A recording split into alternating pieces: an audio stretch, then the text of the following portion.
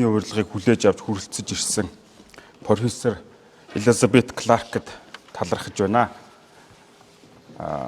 Бас одоо энэхүү чухал сэдвийг одоо сонирхож хүрэлцэн ирсэн хуульчид, эрх зүйчид, шашин судлаачид, за шашны зүтгэлтнүүд энэ чиглэлээр ажилладаг одоо хүмүүс бол бүртгүүлсэн байгаа. Тэгэхээр та бүхнийг бас хүрэлцэн ирсэнд баярлалаа. За профессор Кларкийн илтгэлээс өмнө би профессор Кларкийг товчхоо бас та бүхэнд танилцуулъя гэж бодож байна. За тэгэхээр профессор Элизабет Кларк бол Брикхам Ян их сургуулийн эрх зүй шашин судлалын олон улсын төвийн дэд захирал. За Европын аюулгүй хамтын ажиллагааны байгууллагын шашин шүтэх эрх чөлөөний асуудлаарх зөвлөлдөх ажлын хэсгийн одоо гишүүн. За харьцуулсан одоо үнд зүйл эрх зүй ялангуяа энэ одоо шашин шүтэх эрх чөлөөний чиглэлээр судалгаа хийдэг 40 орчим өгүүлэл хэвлүүлсэн пост коммунист одоо Европын улсууд дэх хууль ба шашны одоо асуудлаар бол хэд хэдэн номыг хамтарч болон дангаараа хэвлүүлсэн ийм хүн байгаа. За мөн нэгдсэн үндэсний байгууллага, Европын аюулгүй хамтын ажиллагааны байгууллага, Америкийн нэгдсэн улсын конгресс, Америкийн нэгдсэн улсын дээд шүүх зэрэг одоо энэ сэдвээр чухал асуудал хилцсэн тэр хуралдаан зөвлөгөөн форумд бол илтгэл тавьж шинжээчийн санал дүгнэлтэд боловсруулж ийм бодлого боловсруулах үйл ажиллагаанд оролцож ирсэн туршлагатай. За мөн 10 орчим орны одоо шашин шүтэх эрх чөлөөтэй холбоотой хууль тогтоомжид яг өнөөдөр бид нар ярилцах байгаатай адилхан юм анализ дүгнэлт хийж танилцуулж ирсэн. За өөрийнхөө сургуульд бол харьцуулсан эрх зүй, харьцуулсан үнд зүйл эрх зүй, олон улсын хүний эрх, Европын холбооны эрх зүй зэрэг хичээлийг одоо дангаар болон хамтран заадаг. За их сургуулийн профессороор ажиллахаасаа өмнө бол Америкийн нэгдсэн улсын Вашингтон ДС-д давзаалт хоолон хяналтын шатны журмаар одоо өмгөөллийн ажил эрхэлж ирсэн практик туршлагатай. За мөн Америкийн нэгдсэн улсын 9-р тойргийн давзаалдах шатны шүүхийн шүүгч Клиффорд Уоллсын одоо туслахаар ажиллаж ирсэн ийм практик туршлагыг бас хөрөмтлүүлсэн хүн байгаа.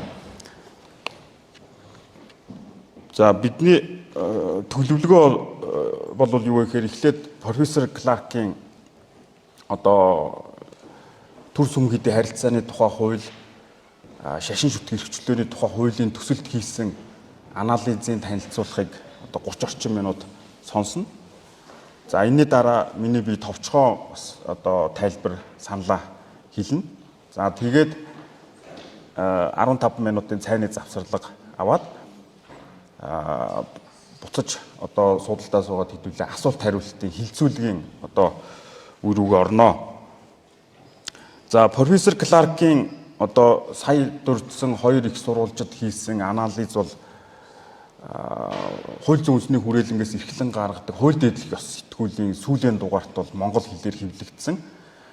За мөн өнөөдөр бол та бүхэнд энэ анализын англи-монгол хувилбарыг холбогдох одоо их сурвалжууд хүний эрхийн түгээмэл тунхаглал, иргэний болон улс төрийн тухай олон улсын пакт, үнд зүйлийн холбогдох заалт, цэцгийн одоо дүгнэлт, үнд зүйлийн шүүхийн дүгнэлт байгаа.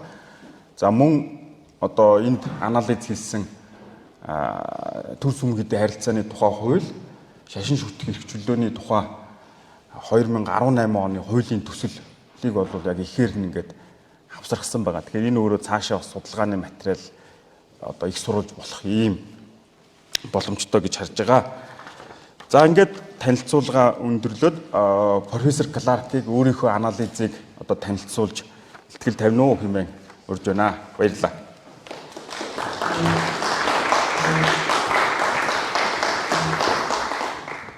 Thank you all for being here today, and especially thank you to Professor Munksaikan and the Institute for Constitutional Law for hosting me. It's a privilege to be here in Mongolia.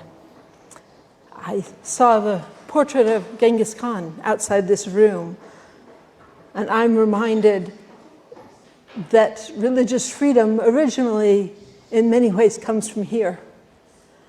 the experience of Genghis Khan in letting all religions flourish and practice that is unique in the history of the world, where elsewhere there was so little tolerance. But here,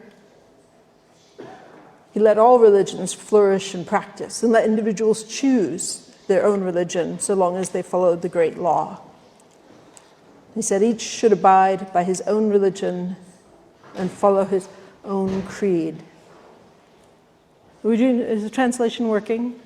Yes? Okay, I want to make sure. Yes? Okay, excellent. So as I was saying, the individual right to freedom of religion in so many ways comes from here, and it's come around to influence my country as well. So today, I've been invited to discuss the analysis that I did that you have on the law of Mongolia from 1993, on the relationship between state and religious organizations, and the draft law on religious freedom from 2018.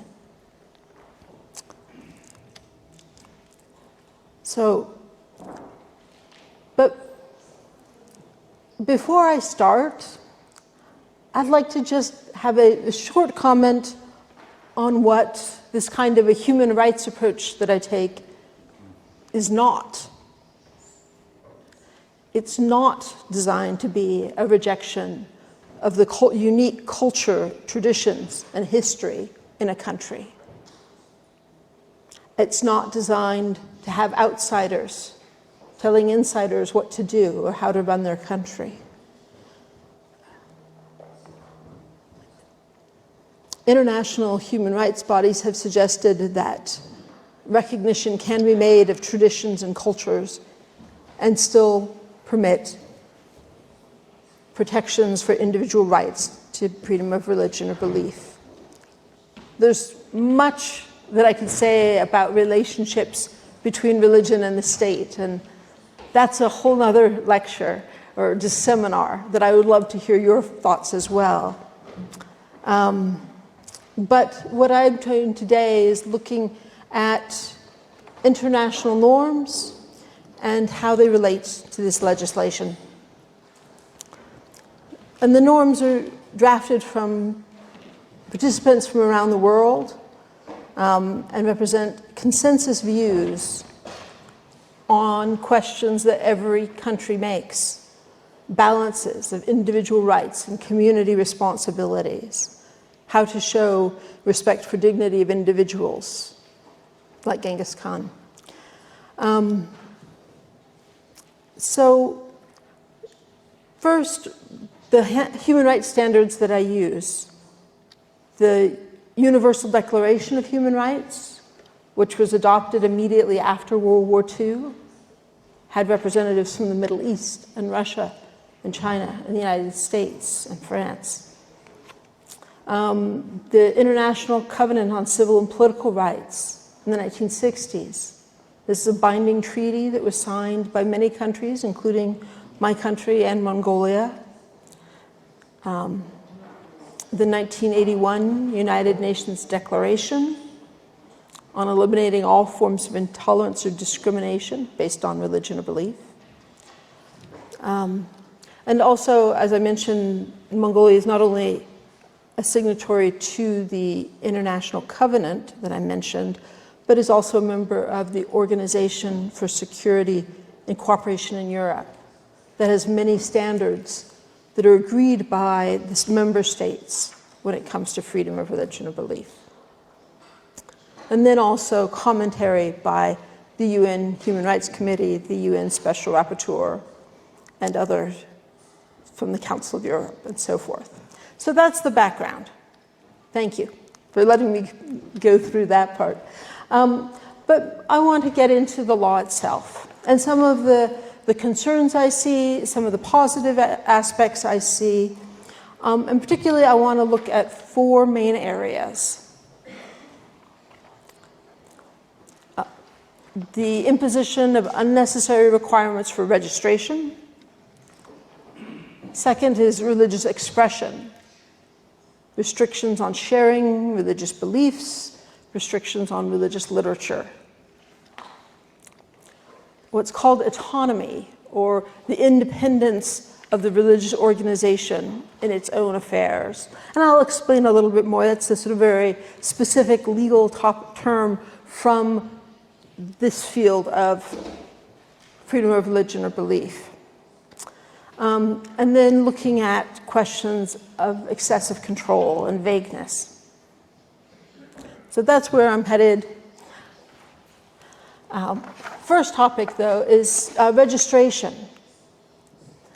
And I think when we think about registration, the most important thing to know is that approaches to registration fall on a spectrum of attitudes towards the purpose of registration. So at one end of the spectrum, there's a sense that registration is an important way to facilitate religious freedom, right? This helps religious organizations and individuals to practice their beliefs. It allows them to have a legal entity, to enter contracts, to rent or purchase land, to protect themselves legally. My experience worldwide is that most religious organizations want to be registered, want to practice legally. And so registration can be a positive thing that the state does to help. On the other hand, registration has also historically been used in some countries to control. And this, in many ways, is the Soviet legacy that I see throughout the post-Soviet world, or in China now, where the government chooses which religions are permitted to operate and uses registration as a way to screen out religions that they're worried about or don't approve of. So you have this two very different ways of seeing what registration is for. So, actually, let me go back. Oh, I'm fine. I got it. Perfect. Thank you. One more thing about registration is that international human rights norms spell out that religious freedom is for groups as well as individuals. I have the right to worship in my own home, but I also have the right to worship in community with others. That's a phrase that comes from the International Covenant on Civil and Political Rights. And the UN's Special Rapporteur on Freedom of Religion or Belief explain that engaging in various forms of community activities clearly falls within the scope of freedom of religion or belief. Thus, he said, registration should not be compulsory. That is to say, it should not be a precondition for practicing one's religion, but only for the acquisition of legal personality. Right? Saying, again, that it's this facilitation. Registration should be permitted because it helps religion, but it should not be mandatory. And the vast majority of countries in the world indeed have registration as a voluntary practice. You see in China and Vietnam, Cuba, some of the Central Asian countries, this practice of requiring a registration before practice. It's quite restrictive. And the most restrictive ones go on to require licensing of individual activities. The practice of requiring religious activity permits that you see here is virtually unheard of elsewhere in the world. It's very unusual. So that background leads to some specific concerns in the law. So first the question is, my first 2 points deal with how easy is it for groups to register. It's a problem when registration is mandatory. It's a problem when it's not simple or not transparent. And I think some of these problems we see in the 1983 law. It's a problem when multiple local registrations are required to exercise your belief in different regions. There's problems of vagueness about the registering bodies, or what happens if an annual activity permit is not granted. And then there's a few things that are smaller points that you'll see I discuss. I don't want to make a big deal of them here. I think every country has these issues when they draft. Some drafting issues about having lighter sanctions besides terminating or suspending registration, or allowing registration for humanitarian organizations underneath religion, or requiring the religion's address without clarifying that a physical address is not needed, or suspending the activities of religious organization for violation of law without some kind of intermediate step where there's a warning and a chance for the organization to cure the problem. That's a sort of standard drafting issues in these things to think about. So then there's the 2018 law. Here we see some improvements in terms of the human right to having access to religious organizations and religious entities. So there's some positive aspects. The 2018 draft law clarified some aspects of registration and reaffirms that freedom of religion or belief is not dependent on legal entity status or state approval. I think that's enormous, to recognize that registration should not be required before people can gather or people can worship or meet together. And so as part of that, it introduces this idea of an unregistered religious group. There are still some concerns that came from the 2018 law, that it retains mandatory registration in the sense that local religious organizations are only permitted to operate in the locality that has registered them. The UN Special Rapporteur has specifically spoken about that, saying that that's an unnecessary limitation on freedom of religion and belief. I've seen this in some other countries as well. Other concern is that it does not establish guidelines on when unregistered groups come into being and must give notice. If two people get together and read some religious material, does that count? What counts? That may be solved in the regulations, but it's a question. Has other restrictions on registration, requiring names of members, bars on receiving funding. So see, again, this goes back to this division between, is registration to help facilitate the right of freedom of religion or belief, or is it an attempt to control religious organizations? Requiring names of all members is a control mechanism that international organizations have spoken out against, that people should be able to join organizations without the government's knowledge, when these are legitimate civil organizations that don't threaten the state. The law has burdensome mandatory re-registration requirement where all organizations have to go back and register again. That's highly restrictive. It doesn't have lower sanctions for not complying. Again, this issue of having alternatives between you exist in harmony with the law or you can't exist at all. There's possibilities for religions organizations to solve their problems and work with the state. And addressing registration of humanitarian organizations within religious organizations. So some of these are drafting issues, these are small things, but I think the fundamental question is still attitude towards registration and seeing it as a control mechanism.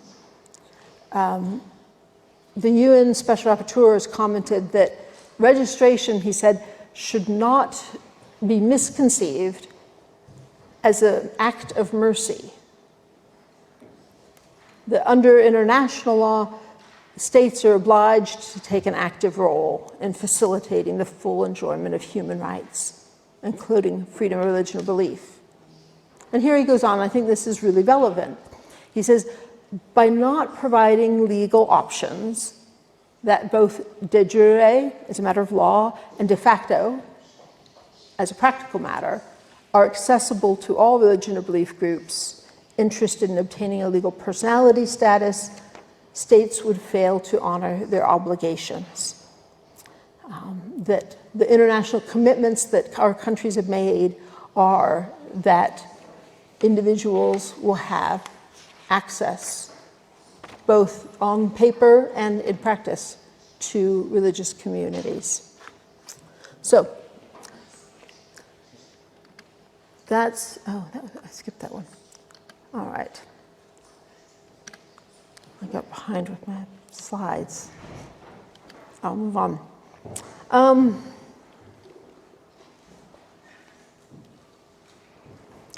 Religious expression. Is this the right slide? Yes, religious expression? Okay, thank you. I'm sorry. I need to come back and learn Mongolian. I spent so much of my career studying and speaking Russian, and now I'm so sad because this is such a wonderful part of the world with such wonderful people. And I've been really delighted to be here. And so I'll come back sometime and learn some Mongolian. So back to the laws. A religious expression, right? This is the right to express religious ideas and beliefs through both writing, through verbal communications. And this includes what some people call proselyting, so long as it's not coercive, you don't use force or threats or fraud.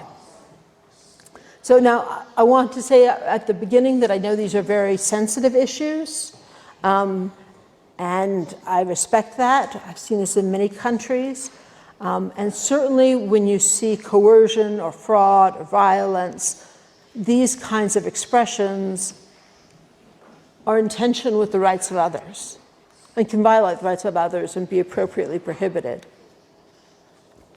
The Special Rapporteur on Freedom of Religion or Belief at the UN has had a wonderful analysis breaking up proselyting into 4 different rights. There's the right to conversion, that I can choose to change my religion, the sense of changing your own religion or belief, the right not to be forced to convert, so my friends here can't convert me to a different religion, the right to try to convert others by means of non-coercive persuasion, right? That's what sort of we're talking about here, and the rights of the child and his or her parents in this regard, that parents have a right to direct the education and religious practice of their children under the Convention on the Rights of the Child. So the 1993 law has some positive aspects and some concerns. It does have significant and unnecessary burdens on the right to freedom of expression and over-restricts proselyting. I think it does include a ban on coercive proselyting, which is certainly appropriate, but it categorically bans introduction of foreign religions or misinforming or disorienting believers because of their faith. And this gets to a problem I'll discuss later, that vagueness of terms is very problematic because religious organizations who want to follow the law don't know what to do, and officials have enough space to be able to engage in arbitrary enforcement. So The 1993 law also has some positive aspects of protecting freedoms of religious literature, freedom to edit scriptures, to produce and disseminate. That's very positive. It does fall short when it bans misinforming or prejudicing health and morale, disorienting non-believers. And let me say, I understand where the law is coming from. Fraud is a crime in every country that I'm aware of. And just like in business, there are also people in religion that abuse their rights. But I think it's what I mentioned earlier, that it's vague enough to be difficult for those who want to follow the law and difficult for those who enforce the law to know what it is. Expressions of opinion could be seen as disorienting others or misinforming. And traditionally, criminal law does not permit criminalizing or penalizing people for their beliefs. And international law does not permit restrictions on freedom of speech unless this involves an imminent threat of violence for incitement. So, sorry, much more could be said there. I'm taking too much of my time, and I want to make sure I leave plenty of time for my colleague. The 2018 law is made some improvements. Let's see, where am I? There's, from a positive perspective, it removed the categorical ban on teaching foreign religions. But there are some concerns that still remain, that it extends restrictions on proselyting and sharing of beliefs, and has provisions that are, again, overbroad and vague, making it difficult to comply with the law or enforce it properly. It also has some restrictions on religious literature, that it only allows centralized religious organizations to be able to publish, produce, export, and import religious books and materials. So again, some literature can be fraudulent or used to incite violence, and that can appropriately be restricted in proportional ways. But the best practice internationally, and I've been asked this, how do we do this? How do we make sure that the dangerous elements that religion may or may not bring do not harm our community? How do we protect our community? And what I've seen looking at many countries across the world is the best practice has been to use existing criminal law, because fraud in a religious organization or violence in a religious organization will look the same as violence in any other scenario, and the same law should apply. And that prevents any possibilities of discrimination against religion or use to control or discriminate against minority or unpopular religions. All right, so that's religious speech. I will take my last two topics more briefly and wrap up. This idea of autonomy.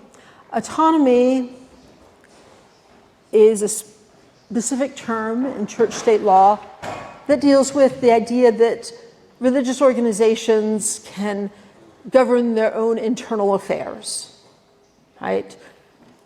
Maintain their own beliefs, practices, teachings, choose their own teachers, leaders, structure. The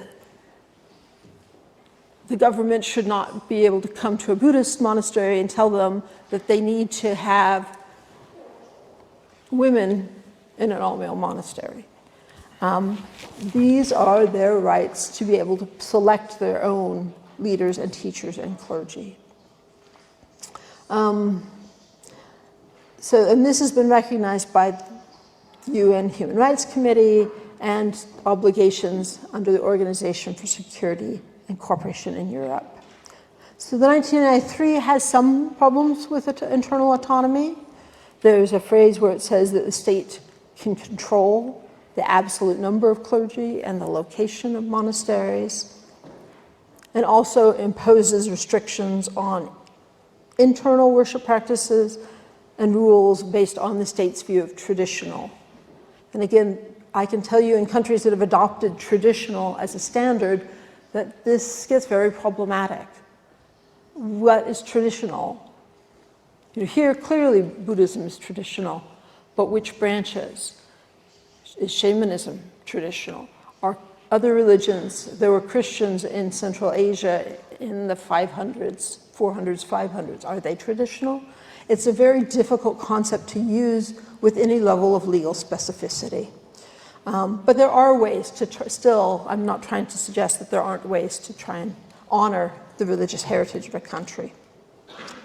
So the 2018 draft law expands, unfortunately, some of this interference with the religious organization's right to internal autonomy. It forces a legal structure where religious organizations have to have a supervisory body and an executive body. It has restrictions on the names that religious organizations can choose, which sometimes is a religious belief. It has restrictions on how it can use its funds, information it has to make public, an ability to partner with other organizations worldwide to help support believers here in Mongolia. It also bans groups from receiving outside donations. So, and again, I understand where this is coming from, right? The concern there is money laundering or financing of terrorism. This shows up in many countries. But I would suggest that this is also something that is covered by existing law and that does not need an additional law on religion to address. So finally, my last point is on excessive control and vagueness. And this is, again, going back to the mindset of, are these laws designed to facilitate and help people to practice their freedom of religion and belief, to respect individuals, or is it for the state to control individuals? In the 1993 law, it permits suspension of religious activity on excessively vague grounds of potential threats to the national security of Mongolia, but has no definition, no litmus test, no way to decide if state national security is in fact threatened. So this is a really interesting point because clearly every country needs to be able to protect their national security.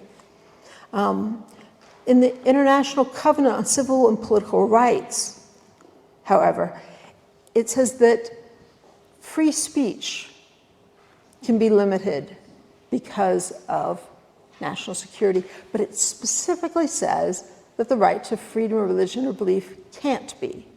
And I think that's an interesting thought, that the idea is that religion in and of itself is not threatening to national security. Actions taken based on beliefs can be, but the state doesn't have a right to limit religion based on national security.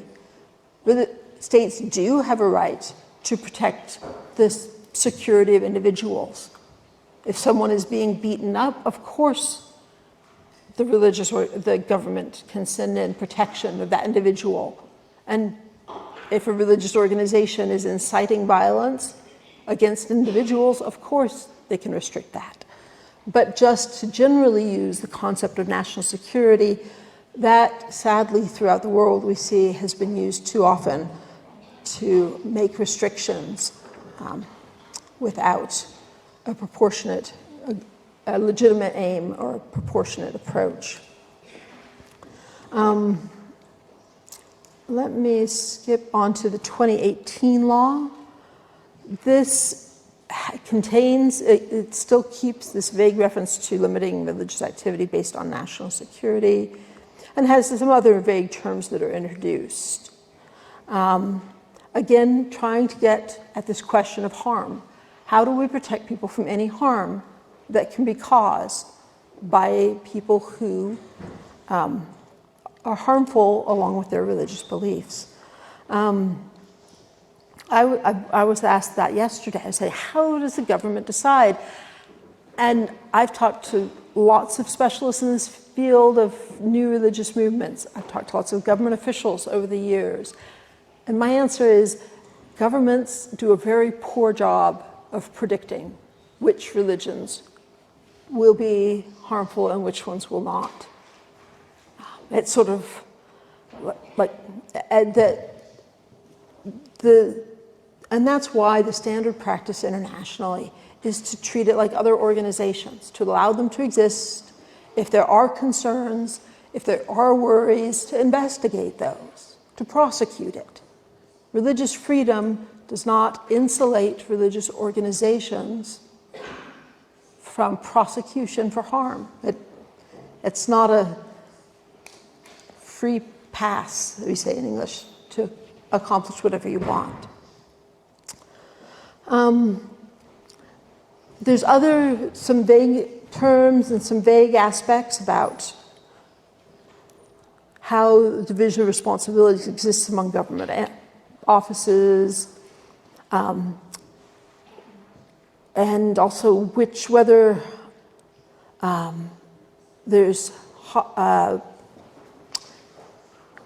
it prohibits hostility or tension based on religious doctrines or opposing views caused by differences in belief. Now, this is the point I'm just going to conclude on because I've used up all my time. But this is what I see a challenge in many parts of the world that I work in. There's a desire to retain one's heritage and tradition. And there's a concern that new religions and pluralism will be a threat. And I love what the European Court of Human Rights said about this very problem.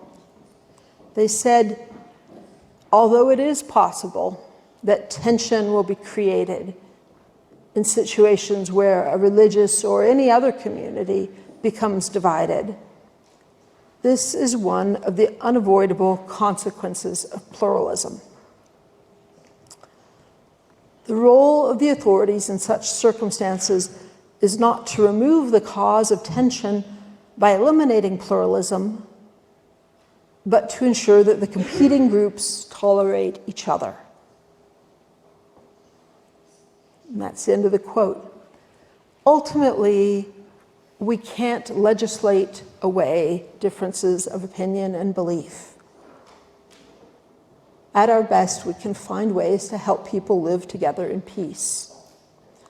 This, as I understand it, is the goal of international human rights, and this was certainly the genius of Genghis Khan, finding ways to bring very different people together. People could differ on crucial issues like religion, but still have a cohesive society. This is a challenge for all of us. My society is far from perfect, but my hope is that we can support each other and work together to implement human rights more fully in our communities and build cohesive and strong communities that respect religious difference. Thank you.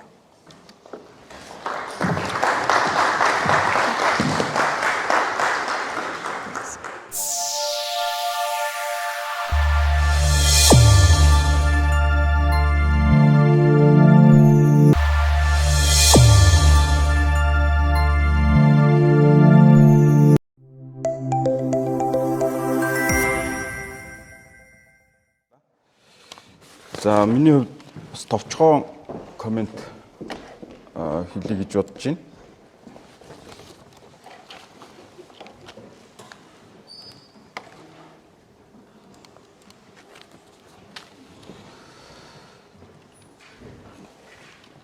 За нэмэлт одоо тайлбар маань бол Монгол улс дахь шашин шүтгэс шүтэх итгэл үнэмшилтэй байх их чөлөөний талаар ярина. Ингэхдээ Монголын түүхийг жоохон одоо дүгнэлт хийх талаас нь харж болох уугүй юу гэдгийг авч үзээд тэгээд 1992 оны үндсэн хуулийн одоо яг энэ өнөөдрийн сэдвтэй холбоотой ач холбогдол шашин шүтэх эрх чөлөө одоо нэг элемент нь гэдгийг мөн энэ хэрэгжилт юу вэ гэдгийг ярихыг хүсэж байна. За эцэст нь Монгол улсын одоо үндсэн хуулийн эрх зүйгээр төр сүмхийдээ харилцааг зохицуулахаас гадна шашин шүтэх эрх чөлөөг зохицуулсан байгаа. Тэгэхээр энэ эрх чөлөөнийх нь хувьд ямар хязгаарлалтууд одоо тавихыг үндсэн хууль зөвшөөрдөг вэ гэдгийг 2018 оны шашин шүтэх эрх чөлөөний тухай хуулийн төслийн одоо зарим заалтын жишээн дээр ярих гэж бодож байна. За тэгэхээр түрүүн Кларк профессорын илтгэлд дурддагдсан их Монгол улсын үед бол олон шашин зэрэгцсэн оршихыг бол одоо хүлээн зөвшөөржсэн одоо ийм үе бол Монголын түүхт байгаа. Тэгэхээр шашин шүтэхтэй холбоотой Монголын түүхийг 4 ангилж болохоор байна. Нэгдүгээрх нь бол тэр их Монгол улсын одоо үе те. За хоёр дахь нь бол буддын шашин одоо нэвтэрсэн одоо дийлэх олонхын шашин болсон ийм үе байгаа. Энэ маань бол одоо манжин иргэшээлд байхад одоо нэвтэрсэн. За мөн 1911 оноос 24 оны хооронд бол шашин төрийг хослуулсан богдхаант Монгол улс бол оршин байсан гэж. За 24-өөс 90 оны хооронд бол коммунист дэглэм одоо байсан. Тэгэхээр энэ коммунист дэглэм бол энэ тоталитар дэглэм байсан. Ингэхдээ бол марксизм өөрөө одоо шашныг үгүйсгэж байгаа юм шиг ярьдаг боловч өөрөө бол шашны оронд одоо хүмүүст бол тулгалт өгж ирсэн. Улс төрийн философ Джон Роулсын хэлдгээр хүн болгон оюун санааны эрх чөлөөтэй учраас аль нэг итгэл үнэмшлийг шашны байна уу бусад байна уу итгэл үнэмшлийг хүмүүст нийтлэхээр тулгана гэвэл энэ зөвхөн алга хүчирхийллийн үндсэн дээр одоо хэрэгжих боломжтой гэж одоо хүн төрөлхтний түүхийг дүгнж хэлсэн байна. Тэгэхээр яг коммунист дэглэмийн үеийн Монгол бол яг тийм. Өөрөөр хэлбэл одоо хилмигдүүлэлт гэж хэлж ирсэн. За сүүлийн түүхчд бол геноцид тий үлдэгчсэн 1937-оос 39 оны хооронд 30-аад мянган хүнийг бол цаазалсан. Ингэхдээ одоо буддын шашин шүтдэг лам гэдгээр нь эсвэл бурайд гэдгээр нь тодорхой бүлгийнх нь гишүүний хувьд ийм устдах зүйл хийгдэж ирсэн. Тэгээд зогсохгүй одоо Монголын сүм хийдүүдийг олноор нь устгах гэсэн тийм. Тэгэхээр ийм одоо гашуун түүх бол одоо 90 оноос өмнө бол гарч ирсэн. Тэгэхээр 1992 оны үндсэн хууль бол шашин шүтэх эрх чөлөөг хүлээн зөвшөөрж одоо хамгаалсан. За хүмүүс бол ингээ гадны үндсэн хууль эсвэл одоо өөр нэг баримтчаас хуултсан байдлаар хүний эрхийн заалтууд манай үндсэн хуульд орсон гэж хэлдэг. Гэтэл протокол унших юм бол хүний эрхийн заалт болгон өмнө нь Монголд гарч исэн тэр гашуун туршлага түүхийг дахиж тавдахгүй төлөө тодорхой хууль зүйн баталгаанууд болгож тэр эрхийн заалт орж ирсэн. Жишээлбэл бид нар мэдж байгаа чойн шүлэг бичснийхээ төлөө шоронд хоригдчихсэн тийм үү? Эсвэл нам засгийн бодлого шүүмжлээд цаазар авахгүй гэсэн. Тэгэхээр тийм юм гаргахгүй тулд үзэл бодлоо чөлөөтэй илэрхийлэх эрх чөлөөг хамгаалсан. За энэтэй адилхан шашин гэдэг бол итгэл үнэмшил гэдэг бол хүний амьдралын маш чухал хэсэг. Хүн яагаад төрдгийг, насвараад яах юм, амьдралын утга учир юу гэх мэтлэн үе төмөн асуултад бол шинжлэх ухаан бүрэн гүйцэд хариулт өгч чадахгүй. Энэний хариултыг хүмүүс зарим нь уламжлалт шашнаас, зарим нь орчин үеийн итгэл үнэмшлээс, зарим нь философоос ч юм олж авдаг. Энийг чөлөөтэй сонгоно гэдэг бол тэр хүн байхын одоо маш чухал хэсэг. Тэгэхээр 92 оны үндсэн хууль тогтоогчд маань бол ерөөсөө энэ итгэл үнэмшлийн асуудлыг хүмүүс өөрсдөө шийдэх тэр эрх чөлөөг нь баталгаажуулах юм байна гэж. Ингэж үзсний үндсэн дээр шашин шүтгэс шүтэх эрх чөлөө, итгэл үнэмшилтэй байх эрх чөлөө бол бусад эрхүүдийг үндсэн хуульдаа хамгаалж өгсөн байгаамаа гэж. Тэгэхээр бид бүхэн мэдж байгаа үндсэн хуулийн 16-гийн 15, 16-гийн 16 заасан. Дээрээс нь Монгол улс бол нэгдсэн үндэсний байгууллагын гишүүн. За энийхээ хувьд бол хүний эрхийн түгээмэл тунхаглал, иргэний бодол улс төрийн тухай олон улсын пактын 18 дугаар зүйлүүд заасан шашин шүтэх эрх чөлөөний одоо зохицуултууд бол өөрөө үндсэн хуулийн 10 дугаар зүйлийн дагуу заавал биелэгдэх олон улсын одоо хэм хэмжээ. Тийм учраас эдгээр хэм хэмжээ энэний талаар гарсан нүүбийн хүний эрхийн хорооны тайлбар сайн туршлагуудыг бол бид нар хууль тогтоомжоо боловсруулахдаа одоо тулгуурлах ёстой. За тэгвэл хэрэгжилт ямар байгаа юм бэ гэж те. Та нар энэ газрын зургийг зөндөө харсан баг. Freedom House гэдэг байгууллага бол иргэний болон улс төрийн эрхийн хэрэгжилтийг улс орон болгоны датаг цуглуулж байгаа жил болгон үнэлдэг. Тэгэхээр 1991 оноос хойш Монгол улс бүтэн эрх чөлөөтэй гэсэн ангилалд төв болон зүүн Европын улсуудтай хамт орж иж байгаа. Маш олон пост коммунист улсууд бол хөхөр тэмдэглэгдсэн одоо огт эрх чөлөөгүй гэсэн ангилалд байгаа. За хагас эрх чөлөөтэй гэдгийг шар байж байгаа тийм. Бодит байдал дээр монголчууд өнөөдөр одоо шашин шүтэх, эс шүтэх эрх чөлөөгөө эдэлж байгаа гэж. За энэ нь бол 2020 оны хүн амын сүүлийн тоолгоос бас харагдана тийм. Тухайн үед бол 3.3 сая хүн байсан. За 60 орчим хувь нь бол шашин шүтдэг, 40 орчим хувь нь шүтлэггүй. За шашин шүтдэг хүмүүс дотроо бол 52 шахам хувь нь бол буддын шашинтай. За бусдууд нь өөр юм шашинтай гэсэн. Тэгэхээр Монгол бол аль хэдийн одоо өөрийн итгэл үнэмшлээ хүмүүс сонгож хэрэгжүүлдэг, плюрал бие биенийхээ итгэл үнэмшлийг харилцсан хүндэтгдэг ийм энэ зөвхөн шашны итгэл үнэмшил төдийгүй үзэл бодлын ялгаатай байдлыг ч гэсэн хүлцдэг, хамтаараа зэрэгцэж одоо орших ийм одоо соёл бол сүүлийн 30 гаруй жил бол тогтсон гэж хэлж байна. За олон улсын гэрээний заалтууд байж байгаа. Тэгэхээр энэ дотор бидний нэг чухал зүйл бол юу гэхээр дотоод эрх чөлөө, гадаад эрх чөлөө гэж тийм. Тэгэхээр дотоод эрх чөлөө бол хүн ямар итгэл үнэмшилтэй байх юм. Итгэл үнэмшлээ өөрчлөх юм уу, хүлээж авах юм уу, тийм солих юм уу? Энэ бол туйлын шинжтэй. Энийг хинч хизээч хязгаарлаж болохгүй. Монгол улсын үндсэн хуулиарч тэр олон улсын эрх зүгээрч тэр хүний тэр оюун санааны одоо туйлын эрх чөлөөг нь ямар нэгэн байдлаар хязгаарлах бол хориотой. Харин тэрний гад илэрж байгаа хэлбэр тийм мөргөл хийх, сургаал одоо хэрэгжүүлэх, зан үйл үлдэх гэх мэтлэн тэр шашнаа хэрэгжүүлж байгаа гадаад илрэл дээр зайлшгүй тохиолдолд бол бас хязгаарлалтууд тавигддаг тийм. Тэгэхээр энэ бол иргэний болон улс төрийн тухай олон улсын пактын 18 дугаар зүйлийн 3-т байж байгаа. Тэгэхээр энэ дээр би яагаад энийг ингээд одоо Кларк профессор хэлсний дараа ахиа харуулсан бэ? Энэ орчуулгын нэг асуудал байна. Монголд бол яав гэхээр энэ олон улсын гэрээг орчуулахдаа нөгөө маш чухал үгнүүдийг заримдаа орхицсон. Энэ бол ганцхан энэ пактын 18 биш 19 дугаар зүйл те эвлэлд нэгдэх, үзэл бодлоо илэрхийлэх, тайвнаар жагсаал цуглаан хийх, шашин шүтэх энэ бүх эрх чөлөөний хувьд бол юу гэхээр пакт бол юу хэлж ийн гэхээр хязгаарлалт байж болно. Гэхдээ хид хідэн нөхцөлийг заавал хангах хэрэгтэй. Нэгдүгээрт энэ дурдсан зүй ёсны зорилго байх хэрэгтэй тийм. Нийтийн аюулгүй байдал, нийгмийн хэв журам, хүн амын эрүүл мэнд гэдэг тийм. Хоёрдугаарт энэ зорилгод хүрэхэд зайлшгүй байх хэрэгтэй. Хэтрүүлж хязгаарлаж болохгүй тийм. Өөрөөр тэр сайн зорилго тавьчаад хавтгааруулаад одоо хязгаарлаж болохгүй. Тэгээ энэ хязгаарлалт нь зөвхөн хуулиар хийгдэнэ гэдэг. Ийм 3 одоо нөхцөл байгаа байхгүй юу? Сайн эрхүүд дээр. Гэтэл манай пактын орчуулгын зайлшгүй гэдэг үг нь байхгүй хаягдсан. Тэгэнгუут бол Монголд юу гарч ирдэг вэ? Нэг бол нөгөө чухал зорилгод хүрэхийн тулд хамаа намаагүй хязгаарлах гэдэг.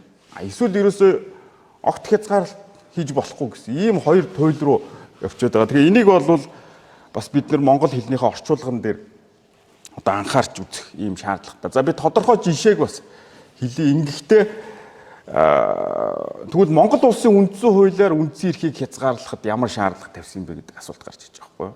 Тэгэхээр би яг энэ санааг бол одоо баг 10-аад жил маш олон эрхүүдийн жишээн дээр одоо ярьж ирсэн тийм жагсаал цуглаан хийх, эвлэлд нэгдэх, үзэл бодлоо илэрхийлэх гэх мэтлэн. Дээрэс нь энэ шашин итгэл үнэмшлийг хэрэгжүүлэхтэй холбоотой эрх чөлөө. Тэгэхээр энэ эрх чөлөөний төвд нийтлэг Монгол улсын үндсэн хуулиар наад тал нь 6 ийм нөхцөлийг хангаж иж хязгаарлалт хийхийг зөвшөөрж байгаа. Аль нэгийг нь хангаагүй бол тэр үндсэн хууль зөрчсөн ийм байдал руу орно гэж. За энэ түрүүн хэлснээр туйлын эрх бол огт хязгаарлагдахгүй эрхтэй. Шашины итгэл үнэмшил үзэл бодолтой байх тэр дотоод эрх чөлөө бол туйл. Энээс гадна эрүү шүүлтээс ангид байх хэрэг байна тийм. Ямар сайхан зорилго тавиад хэнийгч хизээч эрүүдэн шүүж болохгүй. Энэ бол хүний хүн гэж үзэж байгаагийн хамгийн наад захын шаардлага тийм. Энэ бол эрүүл шүүлтийн эсрэг конвенц, Монгол Улсын үндсэн хуулийн 16-гийн 13 заасан ийм туйлын эрх, ийм цөөхөн туйлын эрх. Эдгээрээс бусад эрхүүдийн хувьд 6 ийм нөхцөлийг хангах хэрэгтэй. За нэгдүгээрт бол үндсэн эрхтэр тавьж байгаа альва хязгаарлалт зөвхөн хуулиар хийгдэх хэрэгтэй. Хуулиар зохицуулагдахгүй янз бүрийн дүрм журмаар хийгдэж байж болохгүй. За энэний үндсэл нь үндсэн хуулийн 1-ээр төвж байгаа хууль дэдлэх зарчим. Энэ бол rule of law гэдэг үгийг орчуулсан гэж Шимэд багш бол бичсэн. Бас эрх зүйн төрийн гол зарчим. Өөрөлд эрхийг хязгаарлах байгаа бол тухайн ард түмнийг төлөөлж байгаа парламент нь өөрөө ил тодоор хилэлцээд баталдаг байх хэрэгтэй. Хууль өөрөө нарийн судалгаатай процедуртай тал талын оролцоотой явдаг. Энэ нь өөрөө дур зоргоор тэр эрхийг хязгаарлахаас хамгаалдаг.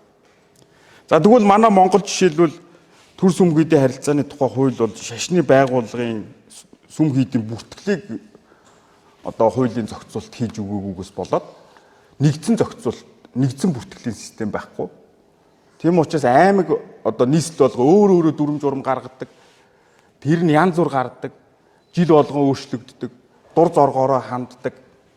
Нөгөө нэг зүй ёсны үндэслэл байгаа хэсэг ямар ч хамаагүй. Зүгээр л ерөөс энэ бол үзмжийн асуудал болцсон байна. Тэгэхээр энэ өөрөө нэг талаас шашин шүтэх эрх чөлөө, нөгөө талаас эвдэн нэгдэг эрхийн чухал бүрдүүлбэр тий. Бүртгүүлж хуулийн этгээд болох тэр боломж дээр нь хуулийн зохицуултгүй хайс нь бол өөрөө асуудал үүсгэж байгаа юм гэж тий. За хоёрдугаарт үндсэн хуулийн 19-ийн 3-т бол дараах 3 зорилгыг альва үндсэн эрхийн хязгаар дараах 3 зорилго аль нэгийг агуулна гэж. За нэгдүгээрт бол үндэсний аюулгүй байдал. Хоёрдугаарт бусад хүний эрх чөлөө, гуравдугаарт нийгмийн хэв журам гэж тий. Тэгэхээр үндэсний аюулгүй байдлыг хамгаалахад зайлшгүй ийм зорилготой бол бас зарим хязгаарлалтууд байж болно тий. Жишээлбэл бид нэр төрийн нууцын асуудал гэдэг тий. Өөрөлдөл үндэсний аюулгүй байдал гэдгийн цаана энэ бол өргөн ойлголтгоос илүү Монгол улсын оршин тогтногоо шууд бодиттой занал хил учруулсан тэр ихсэлийг агуулсан ийм явц утгатай. Тэгэхээр энэнд хүрэхэд ийм зорилго байж болно гэж тийм. За хоёрдугаарт бусдын эрх хэрэгчлөө тийм. Би үзэл бодлоо илэрхийлэх хэрэгчлөөтэй гээд бусдын зохиол бүтээлийг хөвлөд тараагаад гэж болохгүй тийм. Тэгэхээр өөр эрхийг хамгаалахын тулд хязгаарлаж. За гурав дахь нь нийгмийн дэг журам. За энэ бол их газрын эрх зүйн тогтолцоонд хүчирхийлэг үүмээс хамаангүй байх гэсэн нэг утгатай. Дээрээс нь хүн амын эрүүл мэнд нийтийг ёс суртахуун гэсэн ийм зорилгоодыг бас багтаадаг. Гэхдээ нийтийн ёс суртахуун нь өөрөө аль нэг шашны биш, энэ бол нийтлэг наад захын ялангуяа хүүхдийн ашиг сонирхлыг хамгаалахтай холбоотой ийм утгыг бол илэрхийлж идэг тийм. Жишээлх юм бол таргун дахал гардаг. Тэнгууд тухайн сумыг карантинлчихж байгаа шүү дээ. Тэгэхээр тэр чин хөл хөдөлгөөнийг хорихоор жишээлбэл гандаа орж тий эсвэл нэг тодорхой сүм хийд дээр очиж ном уншуулах байд юм уу, эсвэл сүм дээр очих гэдэг юм. Тэр бүх хөдөлгөөний жишээ нь хязгаарлагдаж болох байхгүй юу? Тэгэхдээ тэр тахлыг барьж авахгүй бол бүх хүний эрүүл мэнд эрсдэлд орж тий. Тэгэхээр энд үндсэн хуулийн 19-ийн 3 жагсаасан энэ ашиг сонирхлууд бол юу гэхээр тухайн эрхийг хэрэгжүүлэхэд зайлшгүй наад захын суурь ашиг сонирхлоо. Тэгэхээр Монгол улс гэж улс байхгүй, үндэсний аюулгүй байдал тавиад туучих юм бол бид нар энэ нутаг дэвсгэр дээр хүний эрх чөлөө эдлэгч үү юм, хүний ёсоор хүндлүүлэх, хүний дигнититэй байх тэр бол ямар ч утгагүй тийм биз дээ. Эсвэл үүмэн самундороо байнгын хүчирхийлэл рүү орчвол юу эрхээ эдлэх мантай болно тийм. За эсвэл бүгд маш олон мянгаар ингээд цар тахалд хамрагдаад нас орчих юм бол байхгүй. Тэгэхээр тэр эрхийг эдлэх тэр суур нөхцөлийг хамгаалахад зайлшгүй тохиолдол яг уу. Ийм зорилготой тохиолдол хязгаарлалт хийх Монгол улсын үндсэн хууль бол зөвшөөрж байна гэж. За гурав дахь. За энэ бол хамгийн чухал, Монголд хамгийн их орхигддог. Уг нь бол ковидын хууль, гамшигаас хамгаалах хууль эднэрт орцсон л доо. Тэгэхээр өөрөөр хэлбэл сая дурдсан 3 төрлийн зорилгод хүрэхэд зөвхөн зайлшгүй тохирсон хязгаарлалтыг л хийх ёстой. За энэ үндсэн хуулийн хаана байгаа юм бэхээр үндсэн хуулийн 1-2 төвч шударга ёсны зарчим. Тэгэхээр Монголын үе үе эрүүгийн хууль гэмт хэргийн шин чанар хэр хэмжээнд яаж шийтгэр тохирсон байна гэж байдаг. Өөрөөр хэлбэл 10,000 төгрөг хулгайлцсан хүнийг олон жилийн хорих халаар шийтгэж болохгүй, тохироогүй тийм. Тэгэхээр яг энэтэй адилхан хүний үндсэн эрхийг хязгаарлах гэж байгаа бол тэр зорилгодоо хүрэхэд зайлшгүй тохирсон л тийм хязгаарлалтыг л хийх ёстой. хэтрүүлсэн хязгаарлалтыг одоо хийж болохгүй гэж. За энэ дээр олон жишээ бол профессор Кларкийн анализ дээр гарч ирсэн. За одоо жишээлх юм бол юу вэ гэхээр 2018 оны шашин шүтэх эрх чөлөөний хуулиар шашны байгууллага харгас хүмүүнлэг бус сургаал номдол үлдэх ийм үйл ажиллагаа болохыг хориглоно гэж. Ингэх юм бол бүтэхгүй, дээрээс нь бүр эрүүгийн гэмт хэрэг гэж үзээд ял шийдэх юм гэж байна. Тэгэхээр харгас хүнлэг бус гэдэг маань юу вэ? Тэ? Тодруулж өгөх хэрэгтэй болчиход байгаа байхгүй юу? Яг юу юм? Тэгэхгүй бол энд хуулийн төслийнхэн тайлбар дээр юу гэж байдгүй гэхээр олон юмнууд дурдаад харгас хүмүүнлэг бус сургаал номлол гэдэг нь бусад шашныг өгөөсгөх шашингуун үзлийг үл зөвшөөрөх ийм сургаал номлолыг ойлгож байгаа. Тэгэхээр чинь шашинд итгэж үнэмшиж байгаа хүн өөрийнхөө үнэн бусдын одоо худлаа гэж итгэж байна тийм үү? Эсвэл шашингуун үзэлтэй хүн пацифизмд итгэдэг хүн те эсвэл одоо Кантын философи уншаад тэрэнд итгэдэг хүн ч гэдэг юм уу хин байдаг. Өөрийнх нь тэр итгэл үнэмшил нь илүү үнэлэлтэй зүг гэж бодож штэ. Тэгэхээр тэрийг илэрхийлээд эсвэл одоо шашингуун үзлийг зөвшөөрөхгүй те энэ бол шашингуун үзэл байж болохгүй гэж хэлэх юм бол энэ ч өөрөө бүр тиймэрхүү юм байх юм бол бүртгэлийг нь тэр шашны байгууллага бүртгэлийн цуцлал нь бүртгэхгүй дээрээс нь бүр эрүүгийн гэмт хэрэгтэн болох гэж байгаа. Тэгэхээр энд юу вэ гэхээр нэгдүгээрт саяын хуулийн зохицуулалт юм яг ямар зорилгын төлөө ийм хязгаарлалт хийгээд байгаа гэдэг тодорхойгүй байна. Тэгэж хүний амь нас эрүүл мэнд байж болно. За эсвэл одоо мөнгө угаахтаа тэмцэх байж юм хуулийн ёсны тодорхой зорилгууд байх хэрэгтэй тий. Дээрээс нь тэрэндээ яг тохирсон ийм арга замыг одоо сонгох хэрэгтэй гэж. Тэгэхээр энэ бол одоо манай үндсэн хуулийн шаардлага. Энэ яг хуу тохирсон гэдгийг бол proportionality гэл манай эрүүгийн хууль руу орчуулсан. Хууль руу орцсон. Одоо хэд хэдэн хууль руу орцсон учраас би хэлж байгаа. Заримдаа бол пропорционал байх гээд шууд сонгуулийн хууль дээр оруулдаг тий. За дөрөвдүгээрт нь бол үндсэн эрхийг аль болох хэвлүүлэх гэж. Тэгэхээр хүний үндсэн эрх гэдэг бол төр өгж байгаа ч юм уу хин нэгийг итгээд өгж байгаа. Энэ хүмүүст байж байгаа зүйл гэж ийм presumption байгаа. Жагсаал цуглаан хий шашин шүтэх үзэл бодлын эрх энэ эрх угаасаа байгаа байхгүй. Тэгээ энэ эрхүүдийг аль болох хэвлүүлэх хэрэгтэй. Харин түрүүн хэлсэн үндэсний аюулгүй байдлаар бусдын эрхийг хамгаалах зайлшгүй нөхцөл үүсвэл тэрийг хууль заасан үндсэл журмаар нотлцны үндсэн дээр л хязгаарлалт тавина. Тийм юм байхгүй бол тэр эрх одоо хүлээн зөвшөөрөгдөнө гэж үзэх ёстой. Тэгэхээр энэ аль болох хэвлүүлэх нь нөгөө Германы үндсүүлийн эрхцүүд гэдэг л дээ. Тэр үндсэн эрхийн цөмийг хязгаарлалт нь өөрөө үүсгэж болохгүй. Эрх болгонд өөрийн цөм байгаа байхгүй юу? Гэтэл 18 оны төсөл дээр бол юу гэхээр шашны бүлэг гэдэг одоо хуулийн этгээдээс бусад хэлбэрээр зохион байгуулалт орохыг зөвшөөрсөн мөртлөө шашны бүлэг нь тэр бүлгийн гишүүн биш этгээ шашныхаа сургаал номын тухай ярих юм бол хориглож байгаа. Эсвэл одоо өөр этгээдийн одоо барилга байшин сав эсвэл санхүүжилт ашиглах юм бас хориглоно. Тэгээ бүр торгох шийтгэл хүлээнэ гэж байгаа юм. Тэгэхээр энэ бол тэр мэдээж хүмүүс үзэл бодлоо илэрхийлэх эрхээ хамтаараа хэрэгжүүлдэгтэй адилхан шашин шүтэх эрх чөлөөг бас хамтаараа хэрэгжүүлэх чинь энэ эрхийн маш чухал хэсэг байгаа байхгүй юу? Тийм учраас пактын 18 дугаар зүйл дээр бас байж байгаа. Тэгэхээр энэ бол тэр хамтаараа шашнаа хэрэгжүүлэх эрхийн цөмийг нь тэр чигээр нь ингээд одоо байхгүй болгосон шинжтэй юм. За 5 дугаарх нь. За энэ аль болох хэвлүүлэх гэдэг маань хаана байгаа вэ гэхээр энэ бол үндсөлийн нэгэ орж байгаа эрх чөлөөний зарчим. Үндсөөлийг баталж явах үед ч дараа нь цэцгийн шийдвэрүүд дээр ч төрийн байгууллагад хуулиар зөвшөөрснөөс бусдыг хориглоно. Иргэнд хуулиас хориглосноос бусдыг зөвшөөрнө. Хүнд эрх байх эрх нь угаасаа байгаа гэсэн презумпц байна гэдгийг бол хүлээн зөвшөөрөх. Ийм утгыг бол одоо тухайн үед хилцэгдэж ирсэн. Тэгэхээр энэ бол манай одоо үндсөлийн эрх зүйн онолын наад захын одоо эрх чөлөөний утгын зарчим байж. За 5 дугаарт ялгуурлан гадуурхгүй бах тий. Үндсөлийн 14-2-т шашнаар нь бусад тэнд заасан заагаагүй шинжээр нь ялгуурлан гадуурх үл болно. Өөрөөр хэлбэл өмнө дурдсан одоо нөхцлүүдийг хангасан зүй ёсны үндслээр зөвтгөгдөөгүй ялгаатай байдлыг гаргаж болохгүй. Тэ? Зүй ёс. Одоо жишээлбэл будын шашныг одоо 90 оноос өмнө те шахаж гадуурхаж сүм хийдэг нурааж лам нарыг одоо амь насыг хүнэж. Тэгэхээр эргээ Монголын төр бол тодорхой хэмжээний нөхөн төлбөр өгж байгаа. Энэ бол ялгаатай хандж байгаа хэлбэр мөн. Гэхдээ энэ бол compensation өөрөлдөл зүй ёсны бас зөвтөх үндэслэл жишээ нь байж байгаа. Тэгэхээр ийм ялгаа жишээлбэл ийм зүй ёсны үндэслэл нь харин зөв үгүй гэдэгтээ бид яаж боддог. Гэтэ ийм үндэслэл байх юм бол ялгаатай хандж байгаа нь ялгуурлан гадуурхал биш.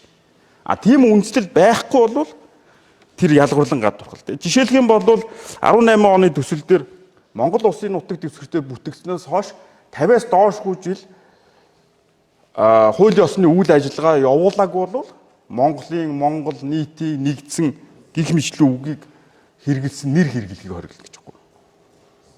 Тэгэхээр энэ бол яг ямар зүй ёсны зорилгод үйлчлээд байгаа. Үндэсний аюулгүй байдал юм уу, хүн амын эрүүл мэнд юм уу, эсвэл бусдын эрх хэрэгчлөө юм уу, тийм зорилго нь жишээ нь харагдахгүй байна. Эсвэл зүй ёсны зөвхөн хүнсэл юм. Тэгэхээр энэ өөрөө ялгуурлан гадуурхлын одоо нэг жишээ гэж хэлж болно л да. За эцэст нь профессор Кларкийн одоо ихтгэл дурдсан маш олон зүйлүүд бол ганцхан энэ шашин шүтэх эрхчлөө биш. Жагсаал цуглаан хийх, эвлэн нэгдэх, үзэл бодлоо илэрхийлэх, хэвлэн нийтлэх эрхчлөөний одоо хууль зүйн яам дээр боловсруулагдж байгаа тэр олон төслүүд дээр хэрэгтэй маш олон ийм одоо ерөнхий асуудлууд гарч ирж байна. Тухайлх юм бол пропорционалити. Манай үнд зүйлийн нэг ойрт байж байгаа шудраг ёсны зарчим нөгөө тэгш тогтсон баг тий. Өөрөлдөл манай хууль боловсруулахдаа, хуулийг хэрэглэхдээ тэр зүй ёсны зорилго байна уугүй гэдгийг харах хэрэгтэй. Хуулиар тэр нь тогтоогдох хэрэгтэй. Дээрээс нь тэр зорилгод хүрэхэд зайлшгүй байх хэрэгтэй. Хитрхи ерөнхий зохицуулалт оруулаад хориглцдаг байж болохгүй. Жишээлбэл үндэсний аюулгүй байдал тохирол учруулах зорилготой бол ингэн явчих واخгүй. Энэ бол ганцхан одоо ярьж байгаа сэдвийн хүрээнд биш жагсаал цуглаан дээр байна тий. Тэгэл тэрэн сүүлдээ нөгөө жагсаал цуглааныг бүртгэдэг засаг дарга үзэмж болчихж байгаа байхгүй. Тэр улс төрийн албан тушаалт тий. Тэгэхээр үндэсний аюулгүй байдал гэдэг чухал ашиг сонирхол хамгаалагдах хэрэгтэй. Бид нар энийг нарийвчилж тодруулж онож зохицуулах хэрэгтэй л гэдэг. Энэ бол бусад тэр иргэний болон улс төрийн эрхүүдээр хэрэглэгдэнэ гэж. За хоёрдугаарт заллах, албадах, одоо хүч хэрэглэх эдрийг одоо тусгайлан нөгөө энэ шашин шүтэх эрх чөлөөний тухай хууль дээр хориглоод бүр шийтгэх ийм хориглосон зохицуултууд орж штэ. Дээрээс нь одоо гадны санхүүжилт авч болохгүй болохгүй. Тэр Кларк Барвисийн нэг хэлж байгаа маш чухал юм юу вэ гэхээр энэ чухал одоо ашиг сонирхлуудыг хамгаалах хориглолт хязгаарлалт байх хэрэгтэй. Гэхдээ тэр нийтлэг байх хэрэгтэй. Тэгэхгүй бол энэ өөрөө ялгуурлан гадуурхалт болчих гээд байна гэдэг. Өөрөөр хэлбэл жагсаал цуглаан их журмын тухай хууль, улс төрийн намын тухай хууль, одоо холбоо сангийн тухай хууль гэдэг энэ хуулиудын төсөл дээр яг иймэрхүү асуудлууд байгаа байхгүй. Тус бүрдэн тусгайлсан хориглосон юмнууд ингээд овоолол байна. Гэтэл энэ асуудлууд терроризмтой тэмцэх, мөнгө угаах гэмт хэрэг, заллин мэхлэх гэмт хэрэг, хэл ахуй нөгөх авах, занл хийл алгадах гэдэг энэ эрүүгийн хуулиар аль хэдийн зохицуулагдсан байхгүй юу?